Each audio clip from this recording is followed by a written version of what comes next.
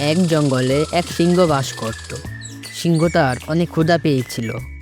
তখন সে একটা হরিণকে দেখতে পায় এবং হরিণকে দেখে তার মাথায় খারাপ চিন্তা আসে এবং তাকে ধরে নিয়ে এসে তাকে খেতে লাগলো। সে মনের সুখে হরিণের মাংস খেতে লাগলো। ঠিক তখনই তার গলায় হরিণের হাড্ডি আটকে যায়। তার গলায় হাড্ডি আটকে যাওয়ার জন্য সে এদিক এদিক হাঁটতে লাগলো এবং পশু দেখতে লাগলো।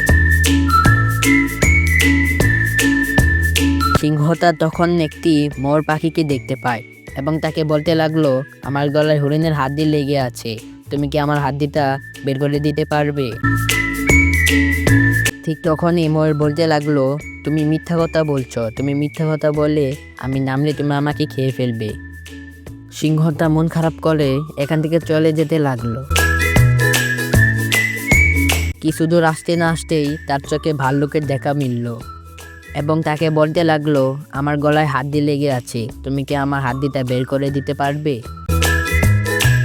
তখন ভাল্লুক সিংহকে বলতে লাগলো, আমার অনেক খারাপ লাগছে, আমার অনেক ক্লান্ত লাগছে, তুমি এখান থেকে যেতে পারো, আমি তোমাকে কোনো সাহায্য করতে পারবো না, তুমি এখান থেকে চলে যাও। তখন সিংহটা এখান থেকে চলে যেতে লাগলো।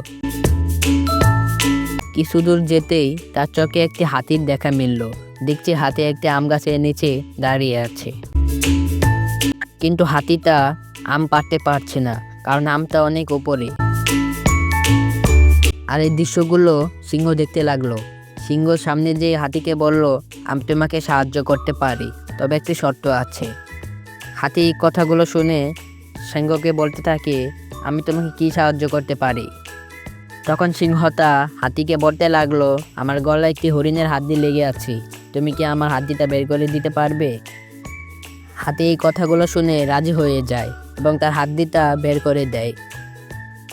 সাথে সাথে সিংহর ব্যথা কমে গেল এবং সিংহর অনেক দরদ লাগলো। এর জন্য সে আম গাছ থেকে একটি আম পেড়ে তাকে দিল এবং হাতি মনের সুখে তা খেতে লাগলো এবং হাতিটা অনেক খুশিতে নাচতে লাগলো এবং তারা দুজন বন্ধু হয়ে গেল, একসাথে জঙ্গলে ঘুরে বেড়াতে লাগলো। এ থেকে আমরা কি শিখলাম তা কমেন্টে আপনারা জানিয়ে যান। ধন্যবাদ, দেখা হচ্ছে পরের ভিডিওতে।